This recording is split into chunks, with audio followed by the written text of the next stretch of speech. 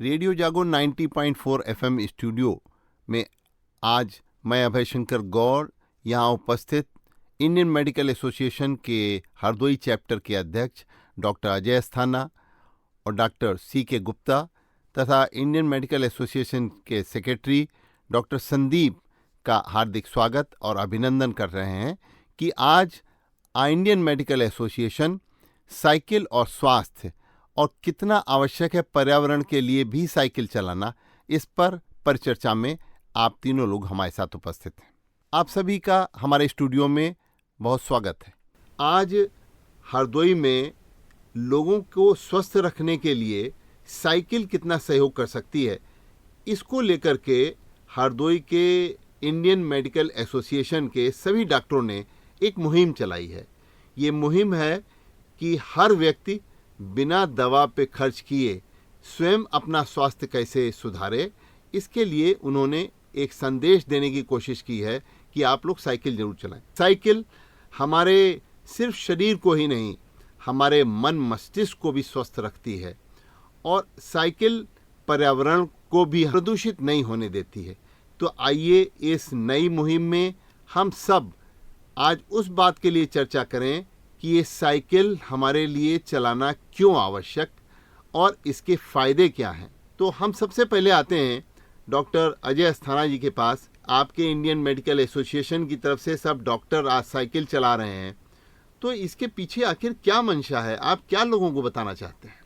धन्यवाद। साइकिल की मुहिम हम लोग इसलिए चला रहे हैं कि जिससे हमारा वातावरण में जो प्रदूषण फैल रहा है उससे हमें राहत मिलेगी और वरिष्ठ लोगों के घुटने आजकल खराब हो जा रहे हैं तो उसमें कमी आएगी, प्रदूषण नहीं होगा, ईंधन की बचत होगी, सबसे बड़ा तो हमारा स्वास्थ्य अच्छा रहेगा। डॉक्टर साहब, आपने ये बताया ईंधन की बचत के साथ आपने कहा स्वास्थ्य अच्छा रहेगा। Doctor C.K. गुप्ता विशेषज्ञ भी हैं। डॉक्टर साहब, आप ये बताइए कि ये हमारे शरीर को कैसे साइकिल स्वस्थ रखती है, इसमें हमारे शरीर में कौन कौन सी ऐसी कैलोरीज हैं जिनको कि हम इससे बर्न करते हैं और कौन कौन सी ऐसी बीमारियां हो जाती हैं जिनको कि हम साइकिल चला करके ही सिर्फ दूर कर सकते हैं। धन्यवाद अभय शंकर गौड़ जी, आपने एक बहुत अच्छा कार्य किया है और आप बहुत बधाई के पात्र हैं कि आपने पूरी हरदोई की जनता को एक प्लेटफॉर्म दिया है सही सूचना मिलने का, सही जानकारी मिलने का, जागृत होने का। ये जो साइकिल हम लोग आज चला रहे हैं तो उसके पीछे हमारा यही मंशा है कि लोग जागृत हों, लोगों को हम प्रेरित कर पाएँ कि वो ज़्यादा साइकिल का इस्तेमाल करें। साइकिल चलाने से एक मोटी मोटी बात है कि कैलोरी बर्न होती है और कार्डियो एक्सरसाइज जिसे हम जानते हैं कि इसके हमारा हार्ट जो है इस पर ज़्यादा काम करता है और हार्ट को जो है एक तरह का वर्जिश होती है। साइकिल बहुत अच्छी चीज़ है। अगर साइकिल हम लोग जो है 1 घंटा चलाते हैं तो उस पर करीब 1000 से लेकर 5000 कैलोरी तक बर्न होती है और इस तरह से हमारा जो हृदयाघात है और हार्ट अटैक है और बहुत सारी बीमारियां हैं हार्ट की जो है उसमें काफ़ी फ़ायदा मिलता है। डॉक्टर साहब, आपने बताया 1000 कैलोरीज जो हैं 1 घंटा साइकिल चलाने में बर्न होती हैं। हमारी कैलोरीज बर्न करने की आवश्यकता सिर्फ हमारे हृदयघात के लिए नहीं, हमारे ख्याल में शायद मधुमेह के रोगियों के लिए भी ये बहुत आवश्यक है। हाँ, बिल्कुल सही आपने कहा है। अगर हमारा वजन नियंत्रित रहेगा और हमारा मसल टोन अप रहेगा तो निश्चित ही हमें मधुमेह की हम लोग कैटेगरी में नहीं जा पाएंगे। अगर मधुमेह हो भी गया है हमको जो है तो हमारे हल्की दवाई से भी नियंत्रित रहेगा। तो डॉक्टर संदीप, ये एक शारीरिक एक्सरसाइज तो है ही साइकिल चलाना, साथ साथ में आप एक चिकित्सक हैं, उस नज़रिए से आप देखते हैं तो स्वास्थ्य के लिए भी आवश्यक है। लेकिन क्या डॉक्टर साहब हमारे मस्तिष्क के लिए भी साइकिल जरूरी है चलाना? जी, बहुत बहुत धन्यवाद। साइकिल हम लोगों के लिए बहुत उपयोगी है हर मायने में। सबसे बड़ी बात है कि एक तो पैसे की भी बचत कर सकते हैं कि अपना साइकिल चला के हम अपना जा रहे हैं।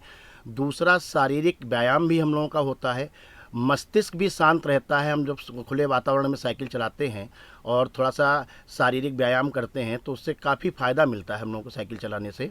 दूसरा ये है कि हम लोगों का जो वेट बढ़ता है, वेट गेन होता है, डायबिटीज़ के लोग जो कि ज़्यादातर वेट गेन होता है उसकी वजह से भी डायबिटीज़ हो जाती है लोगों को, उसमें भी बहुत फ़ायदेमंद होता है। तो हर तरह से मस्तिष्क को, स्वास्थ्य को, पैसे को, प्रदूषण को, सब चीज़ों को बचाती है साइकिल। देखिए, आपने बताया सब चीज़ों को, और इसके साथ ही साथ हम डॉक्टर अजय अस्थाना जी, ये बताइए, आपके वहाँ बहुत से मरीज आते हैं जिनको कि बहुत सी बीमारियां, असली बीमारी जो अभी आप बता रहे थे, पैर की आर्थराइटिस, यानी कि हमारे जोड़ों के दर्द जो हैं, वो जोड़ों के दर्द कैसे साइकिल चलाने से हमारे दूर हो सकते हैं? साइकिल चलाने से हमारे घुटनों की और एड़ियों की, इनकी एक्सरसाइज बहुत बढ़िया होती है। तो अगर हम नियमित रूप से साइकिल चलाते रहेंगे तो ये आर्थराइटिस की हल्की एक्सरसाइज से होती रहेगी, उसकी वजह से ये आर्थराइटिस से हमारा बचाव होगा और हम उससे मुक्त रहेंगे। लेकिन जिनको आर्थराइटिस होती है उनको तो साइकिल चलाने में भी बहुत दिक्कत आती नहीं, है। अगर जिनको बहुत ज़्यादा आर्थराइटिस है तो फिर उनके लिए मना है, लेकिन आर्थराइटिस हो ही ना, इसके लिए हम लोग पहले से ही सचेत रहें। अगर पहले से ही साइकिल चलाते रहेंगे तो आर्थराइटिस होगी ही नहीं।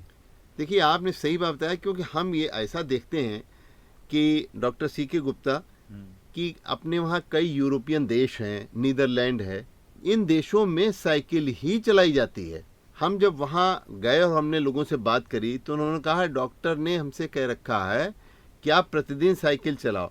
तो देखिए, पर्यावरण तो वहाँ है ही अच्छा। बहुत अच्छा है। एक दूसरा कारण और भी है जो कि इससे अलग है, वह है ये सब छोटे छोटे देश हैं, छोटी छोटी जगहों में उनको आना जाना रहता है। हमारा तो बहुत विशालकाय भारत देश है, तो इसलिए हमारे वहाँ, लेकिन फिर भी देखिए कुछ ऐसे हमारे प्रांत हैं और हमारी सरकार भी इसको प्रोत्साहित कर रही है, साइकिल चलाने के लिए अलग जो है एक पैसेज दे रही है। बड़े शहरों में हमने देखा, दिल्ली और बम्बई जैसे जगहों पर साइकिल चलाने के लिए एक मार्ग अलग बना हुआ, ट्रैक अलग बना हुआ, साइकिल ट्रैक। तो साइकिल ट्रैक से ये है कि लोग, ट्रैफिक में कोई भिड़ंत नहीं होती। हमारे वहाँ साइकिल जो है अब एक तो बहुत सस्ती मिलती है, तो ये एक ऐसा साधन है, परिवहन का भी एक साधन हो गया। डॉक्टर CK गुप्ता, हमको याद आ गया अपने बचपन का, आपको भी शायद हम याद दिला दें अपने बचपन। कितनी बार आप साइकिल पे चढ़े होंगे शुरू में, और कितनी बार गिरे होंगे।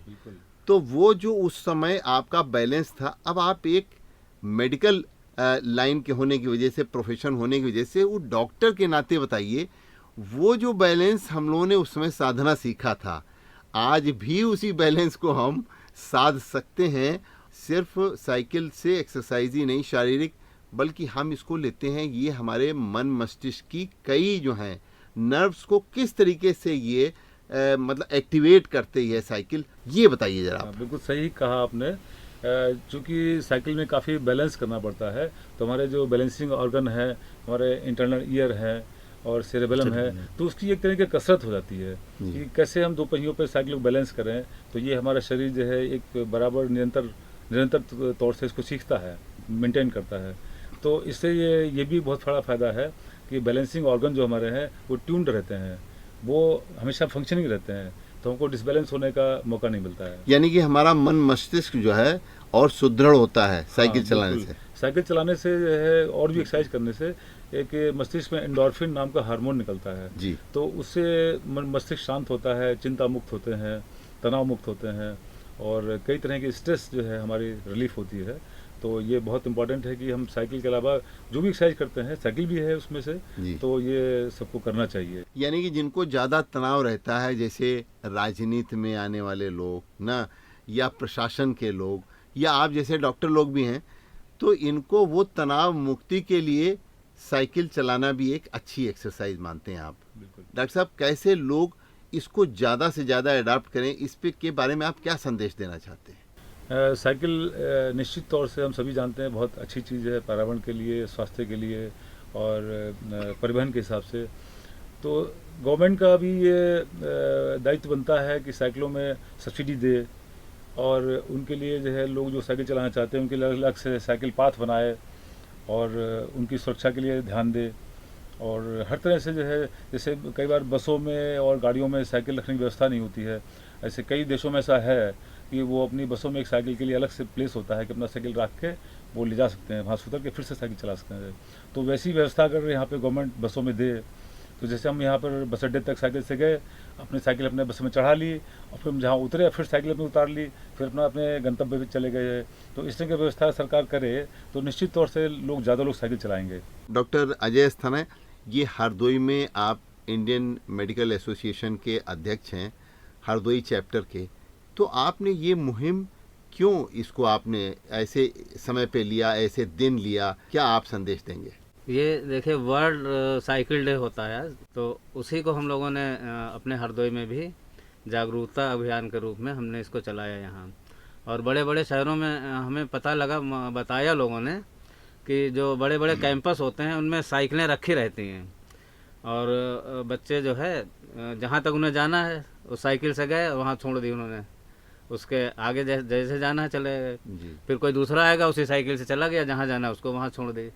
तो इस तरह से प्रेरित होकर हम लोगों ने हरदोई में भी इस तरह का जागरूकता अभियान शुरू किया है। बहुत बढ़िया, आप लोगों को प्रेरित कर रहे हैं। हमको याद आ गया कि हम जब लखनऊ यूनिवर्सिटी में पढ़ा करते थे तो उस समय किराए पर साइकिल लिया करते थे, और किराए पर साइकिल ले करके अपने घूम करके आ करके, और वो हमसे जो है घंटे के हिसाब से उस जमाने में चार्ज हुआ करता था, कुछ पैसे हुआ करते थे, वो हम लोग दे करके और साइकिल चलाया करते। तब हमारा उद्देश्य हुआ करता था परिवहन का। आज वही आप लोगों ने मुहिम चलाई है कि साइकिल स्वास्थ्य के लिए भी, हमारे शरीर की एक्सरसाइज के लिए भी, मानसिक एक्सरसाइज के लिए भी, और साथ साथ में पर्यावरण के लिए, क्योंकि जिस तरीके से प्रदूषण बढ़ रहा है उसी के कारण आज हमारे मौसम में बहुत परिवर्तन हम लोगों को देखने को मिल रहा है। तो डॉक्टर संदीप, आप क्या संदेश देंगे? आज ये जो अभियान चल रहा है इसमें लोग किस तरीके से इसके साथ जुड़ें?